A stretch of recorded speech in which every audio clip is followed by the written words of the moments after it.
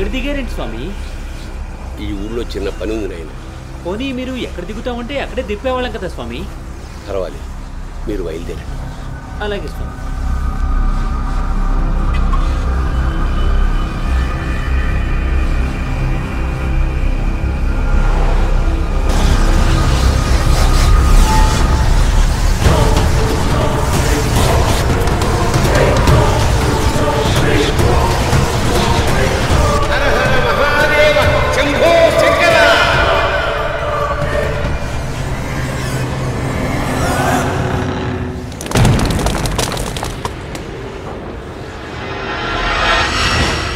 స్వామి, ఏంటి ఉపద్రవం?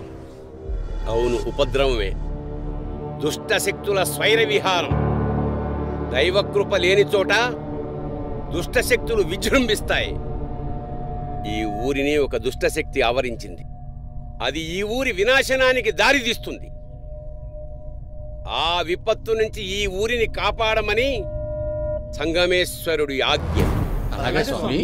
చూడండి నాయన, ఈ ఊళ్ళో ఉన్నంతకాలం మృత్యుంజయ మహామంత్రాన్ని నిత్యం జపించండి. అలాగే స్వామి. ఓం త్రయంబకం యజామహే సుగంధిం పుష్టివర్ధనం ఉర్వారుకమివ బంధనాత్ మృత్యోర్ముక్షీయమామృతా.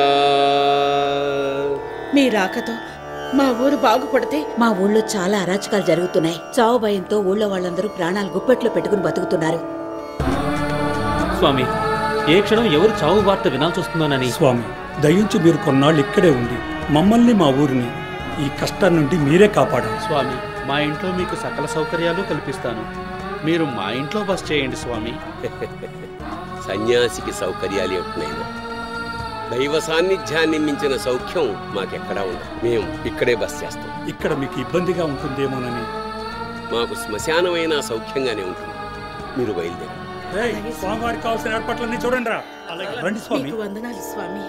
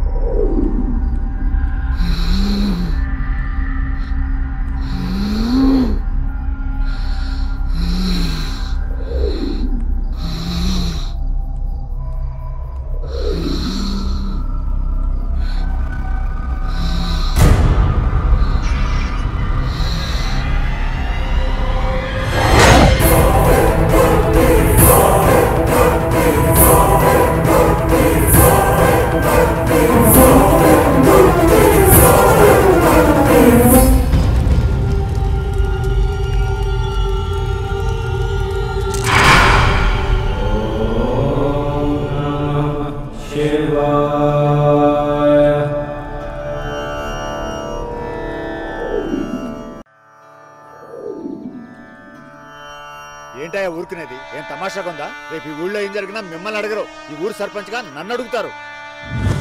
ఆ స్వామిని కోపగించుకోకండి అయ్యా, నా మాట వినండి. నీ మాట నా మాట వినేదేంటి? అసలే మన ఊరు పుట్టెడు కష్టాల్లో ఉందని నీకు తెలీదా? ఊరు బాబు కోసం నేను ఎంత కష్టపడుతున్నాను, ఎంత శ్రమిస్తున్నాను. అలాంటిది నాకు తెలియకుండా ఊళ్ళోకి రావటం ఏంటి? నా అనుమతి లేకుండా గుళ్ళో తిష్ట వేయటం ఏంటి? ఇప్పుడే ఎవరో ఏంటో తెలిచేస్తానంతే.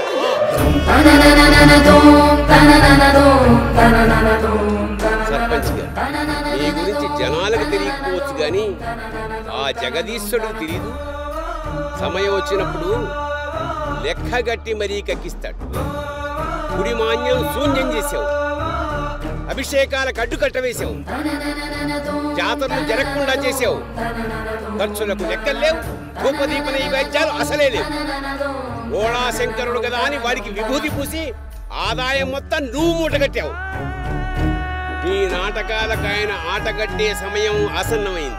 వినాశకాలే విపరీత బుద్ధి అని ఊరికి అనలేదు. కానీ భవిష్యత్ అంతా ఈ స్వామివారితో చెప్పించుకోకు.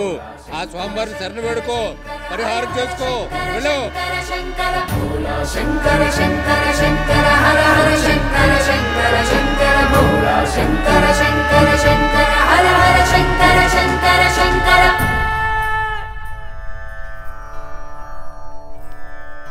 స్వామి, మీరే రక్షించాలి. నా భర్త చెడు సహవాసాలకు వ్యసనాలకు లోనై పాడైపోతున్నాడు. ఎలాగైనా ఆయన మనసు మారేటట్లు మీరే చూడాలి స్వామి.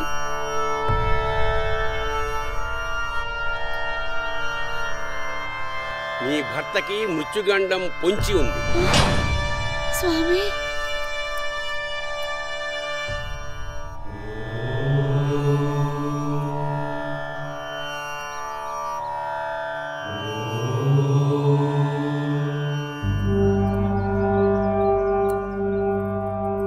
తాయెత్తు నీ భర్త కంఠంలో ఉన్నంతకాలం ఏ ఆపద దరిచేరదు.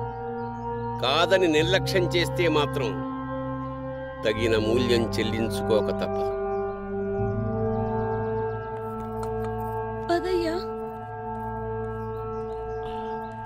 నమస్కారం స్వామి. నమస్కారం స్వామి. నా కొడుకు సిద్ధు కొన్నాళ్ళుగా కనిపించట్లేదు స్వామి. వాడి కోసం కట్టెన ముడుపు లేదు, మొక్కని దేవుడు లేడు. ఏమయ్యాడో తెలియట్లేదు. ఆందోళన పడకమ్మా, అంతా మంచి జరుగుతుంది. నిత్యం ఆ పరమేశ్వరుని ప్రార్థించండి. బయలుదేరండి. అలాగే స్వామి.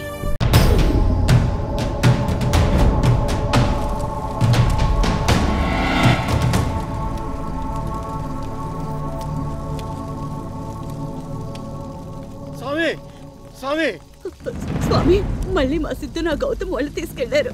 మీరే ఏదో ఒకటి చేయాలి స్వామి.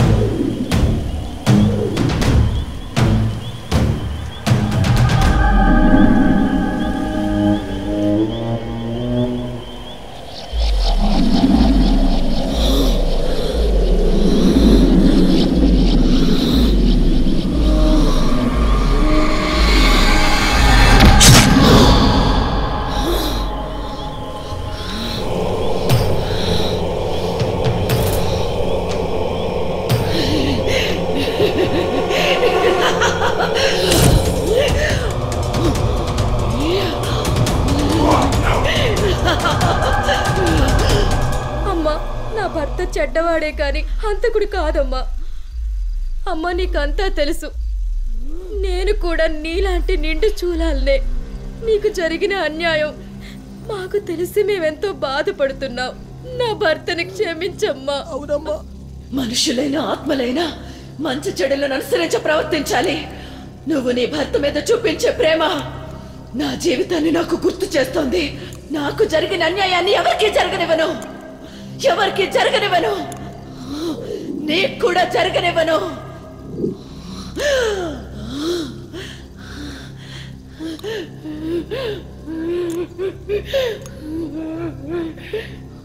కోరికలు తీరని ఆత్మలు అసంతృప్తితో ప్రేతాలై తిరుగుతూనే ఉంటాయి.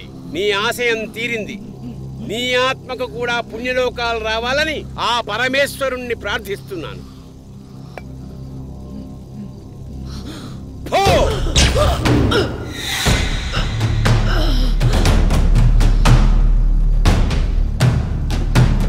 ఓం శాంతి శాంతి శాంతి. నమస్కారం స్వామి. హర హర మహాదేవ.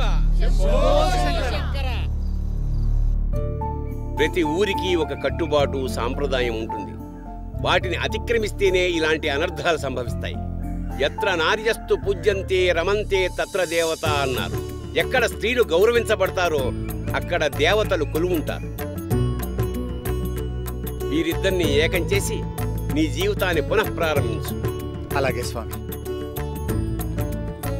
మమ్మల్ని ఆశీర్వదించండి. సమస్త సన్మంగళాని భవంతు. ధర్మో రక్షతి రక్షితః.